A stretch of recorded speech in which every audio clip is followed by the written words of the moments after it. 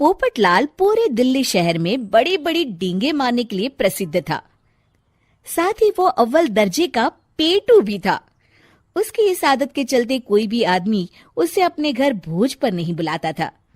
फिर एक दिन पोपटलाल अपनी बहन के घर जाता है, जो दूसरे शहर में रहती थी। अरे पोपटलाल, बड़े दिनों के बाद तुझे मेरी याद आई। माय डियर बहना, तू तो जानती है मैं अपने कारोबार में कितना व्यस्त रहता हूँ। हाँ, तेरी बात भी सही है। अब आया है तो कुछ दिन ठहर के जाना। अरे दीदी, ये भी कोई कहने की बात है। श्यामा देवी पोपटलाल को रहने के लिए एक कमरा दे देती है। अगली सुबह पोपटलाल जोर जोर से गरारे करना शुरू कर देता है। नकुल की पत्नी नींद से जाग जाती है और घबराकर अपने पति नकुल को जगाती है। अरे उठिए, लगता है हमारे घर में कोई जानवर घुस आया है। कैसी अजीब अजीब आवाजें निकाल रहा है, मुझे तो बड़ा डर लग रहा है। अरे कोई जानवर नहीं है भाग्यवान, पोपटलाल मामा जी हैं, अपना गला साफ कर रहे हैं। इतनी सुबह सुबह? अभी तो सिर्फ 4 बजे हैं।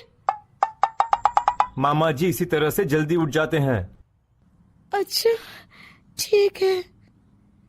नकुल की पत्नी जैसे ही सोने लगती है और जल्दी नाश्ता भी करते हैं। क्या मतलब? मुझे अभी उठ के उनके लिए चाय नाश्ता बनाना पड़ेगा? हाँ। अरे मर गई रे, अब मेरा क्या होगा?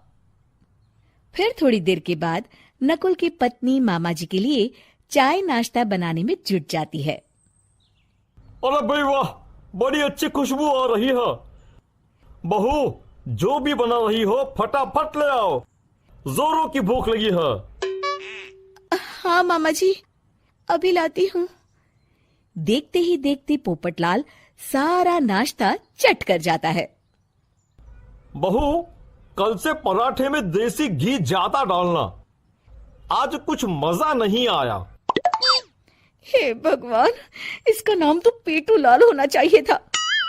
पूरे 10 लोगों का नाश्ता अकेले हजम करने के बाद भी इन्हें मजा नहीं आया।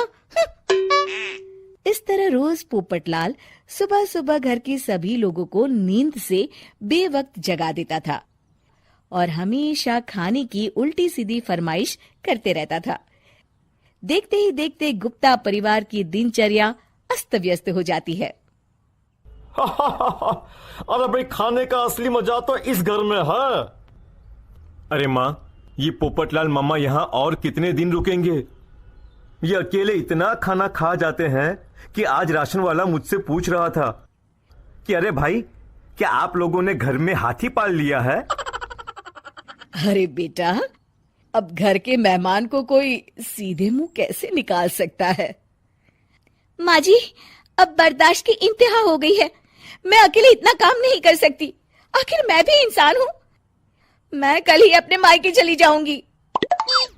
अरे भाग्यवान, हम सबको मुसीबत में अकेला छोड़कर तुम कहाँ जा रही हो? जरा सब्र करो, मैं कुछ सोचता हूँ। अगले दिन एक डॉक्टर साहब उस घर में आते हैं। अरे नकुल बेटा, ये डॉक्टर यहाँ क्यों आया है? अरे मामा जी, माँ की तबीयत बहुत खराब है। तबीयत तो खराब होगी ही, तुम लोग उल्टा सीधा खाना जो खाते रहते हो। देखो नकुल, मैं तुम्हारा फैमिली डॉक्टर हूं, इसलिए आज से मैं जो कहूंगा तुम सबको वही खाना रोज खाना पड़ेगा। आजकल कितनी बीमारियां फैल रही हैं, पता भी है तुम्हें? आज से तुम सब सिर्फ सलाद और करेले का जूस पियोगे, समझे? डॉक्टर अंकल, आप ठीक कहते हैं।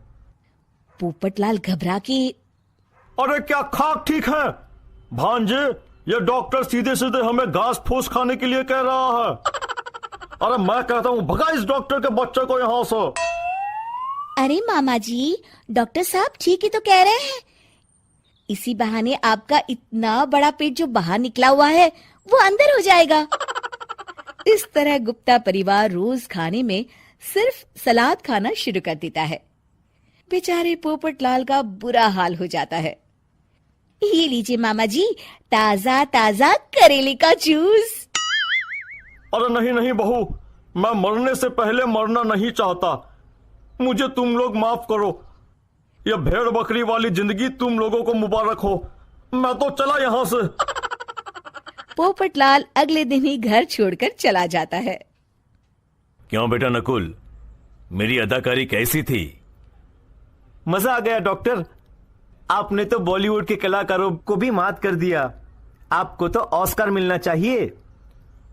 बेटा ये थोड़ा ज्यादा हो गया।